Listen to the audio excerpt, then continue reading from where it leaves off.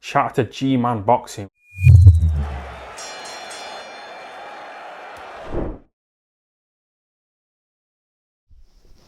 Alright, so Daniel Dubois knocks out Bogdan Dinu in the second round. I'll be frank, I actually thought this fight would go a little bit longer than 2 rounds. Saying that, when I saw the first round and I saw that Dubois, he was having the success. You could see the success he was having, A, with his jab, and B, you could see the right hands, even the grazing right hands. Dinu looked uncomfortable.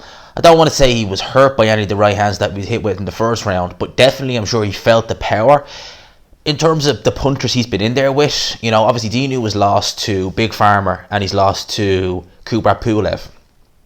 Daniel Dubois, just from the eye test, hits much harder than both them guys. So you could tell that the power was really it was on Dinu's mind early on in the first round.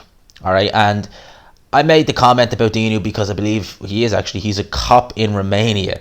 And, you know, I said that most cops who become fighters don't have much heart, and Chris Andre correctly pointed out that there have been, you know, examples where they have shown tremendous heart. You know, Myris Breedis is an example, and I guess I look at it from the point of KO Kennedy, because he's got no heart, and, you know, I suppose using him as a yardstick is unfair because, you know, the guy couldn't get laid in a whorehouse with a fistful of 50s, so using him as the probably unfair. But Dinu definitely has shown that he lacks that hunger for battle. You know, against Big Farmer he had success, then he, you know, found a place to hide in the canvas in the 4th round.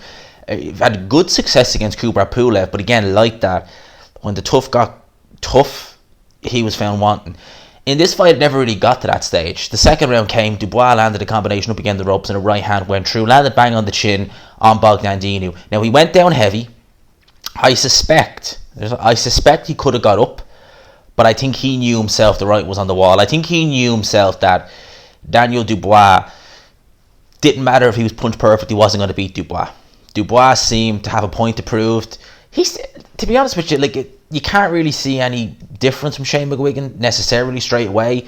You know, he looked fairly the same. Dubois, you know, he looked to be throwing the shots, you know, the head and body, which he always does. He switches it up quite good. You know, Dubois is one of the few heavyweights you do see throw shots to the body, and, you know, I saw that in this fight. But with McGuigan, he's only been training with him for the best part of a month, maybe a bit less than that. So you're not going to see Shane McGuigan have a massive impact on Daniel Dubois just yet. If he was to fight, we'll say in July or August, you know, maybe if they put him on the undercard of Fury Wilder, yeah, you might see certain improvements then. But, you know, at this stage, Dubois he's only 23, he's still a work in progress. He is now the interim, I don't even think they give him the title there, but he's now the interim WBA champion. That's the one thing I had about this fight. I had no issue with Dinu as an opponent. I thought Dinu was actually quite a good opponent in terms of a comeback fight. I thought Dinu was the kind of opponent that he needed before he fought Joe Joyce.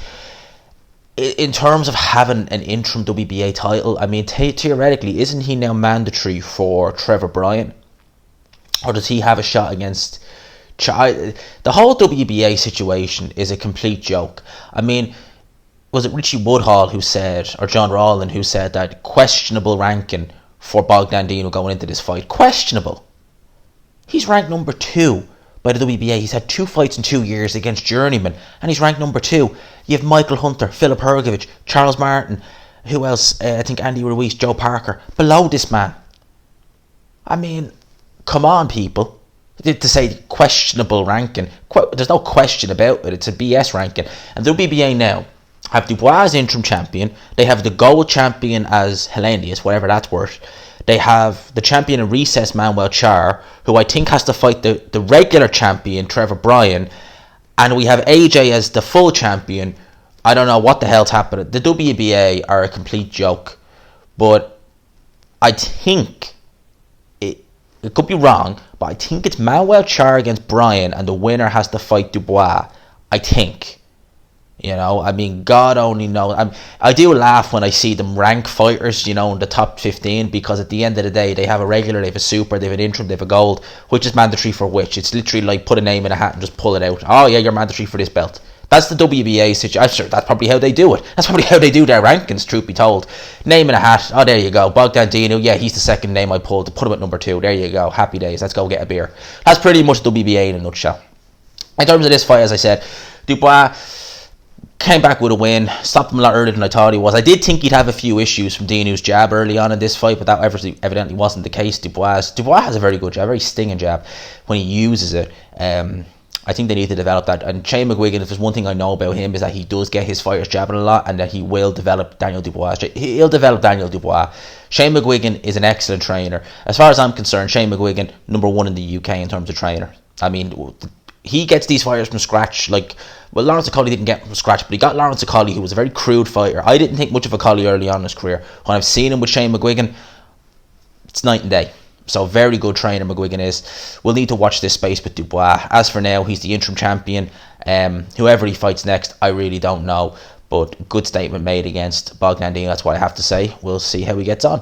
For now, I'm going to leave you with that. Hope you enjoyed the video. If you did, smash the like button. Subscribe, of course, if you haven't already. #GMansRocks, all that good stuff, lads. And lassies, for now, I'll talk to you tomorrow at some stage.